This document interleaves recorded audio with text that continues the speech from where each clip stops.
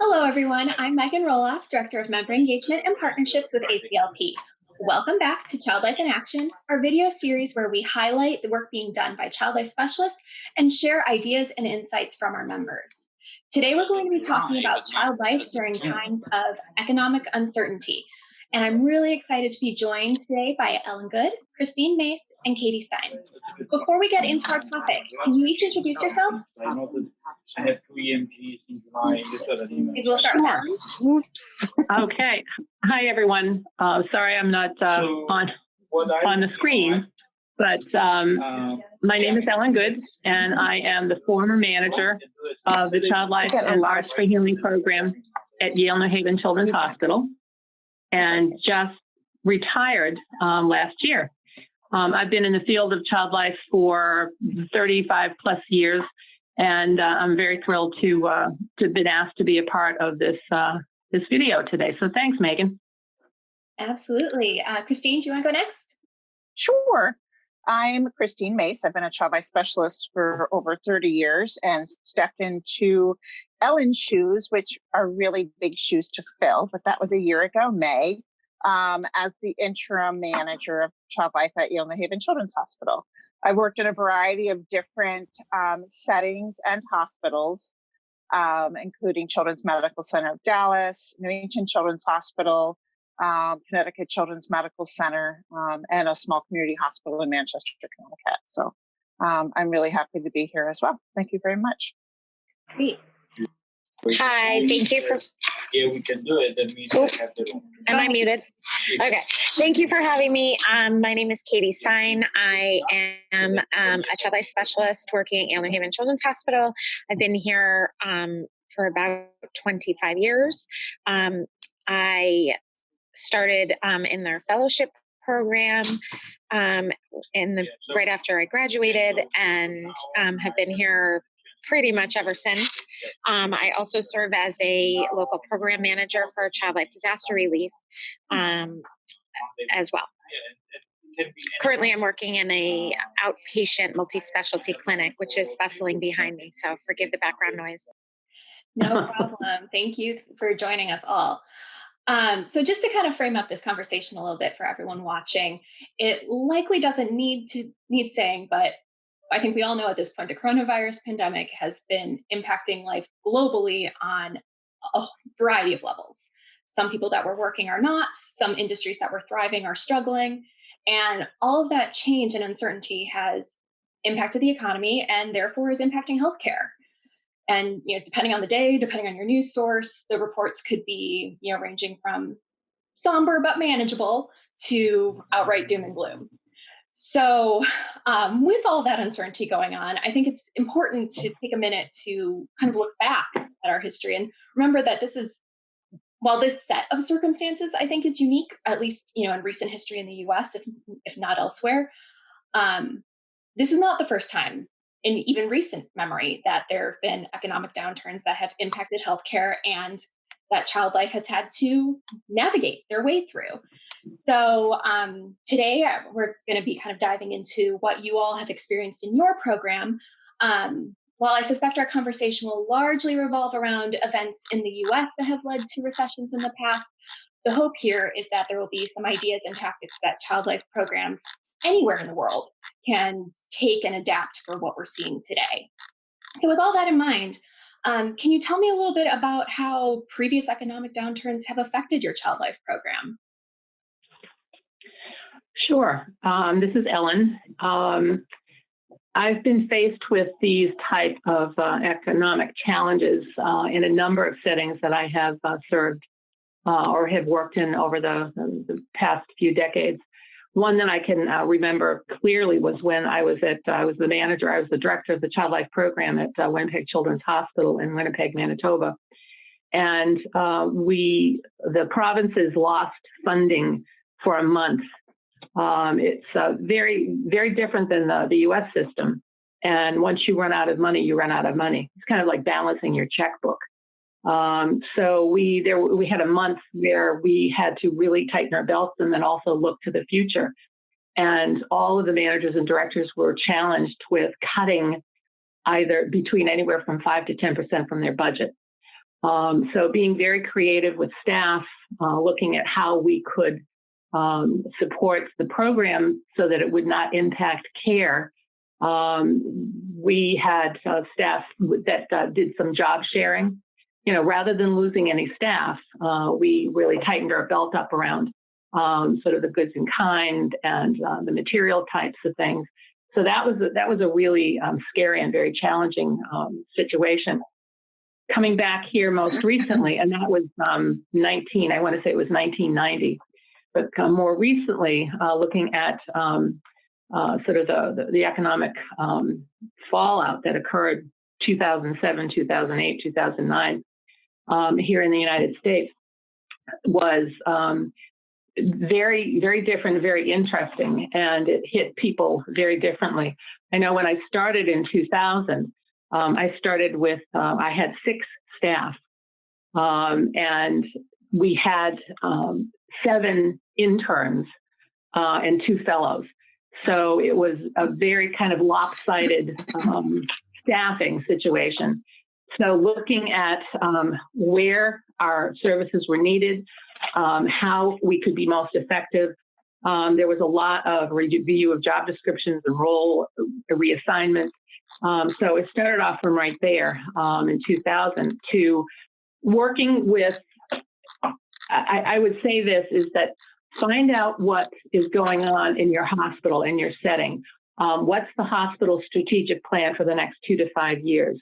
Anticipate or try and anticipate what the needs are. Work with your supervisor or work with the business office. That's what I did, to look at where the hits might be coming from and how you could best anticipate how to be proactive rather than reactive.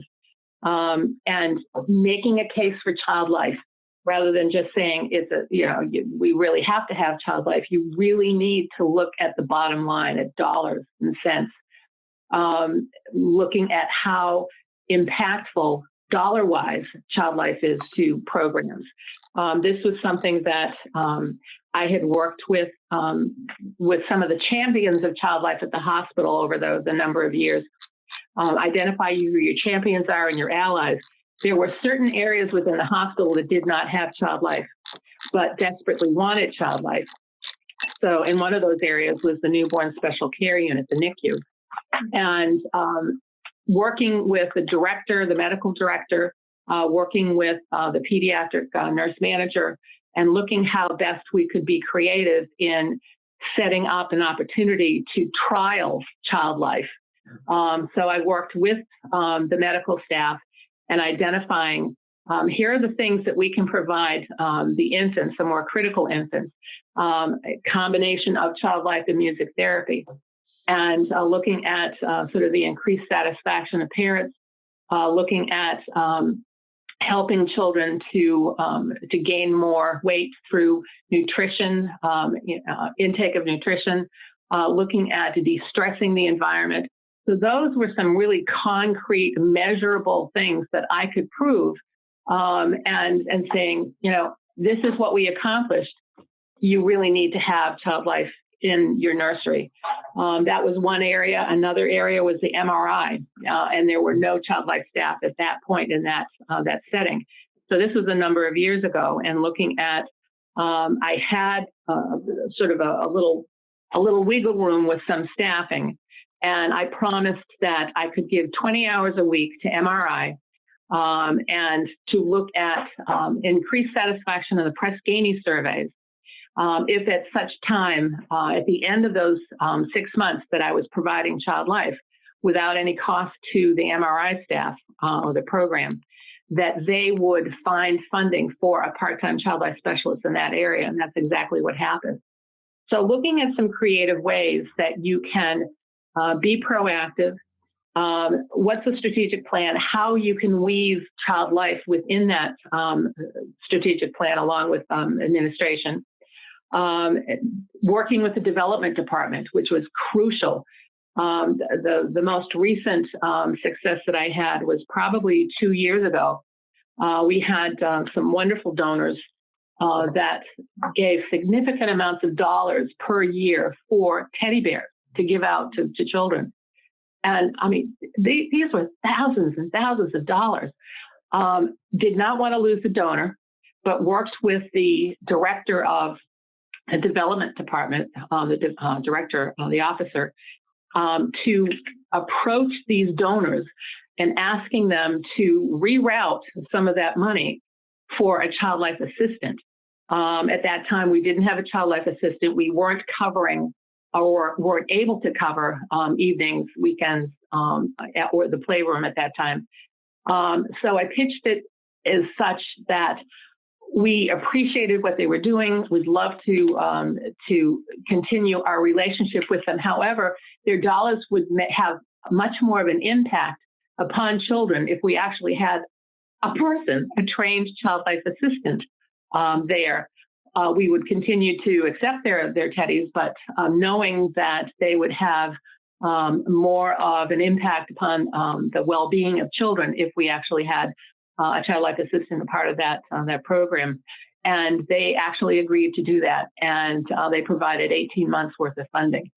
So those are just some of the things that, even though in the face of economic downturn, there was a lot of growth going on at Yale New Haven Children's Hospital. At that period of time in 2009, the Smilo Cancer Center opened. So looking at new programs that would come up in that cancer center, had been working with administration and seeing the needs for child life in that area. So it's critical to know what's coming up in the future and to be able to be on top of those things, and to be, as I said, proactive, know who your champions are, and anticipate and be creative, proactive rather than reactive.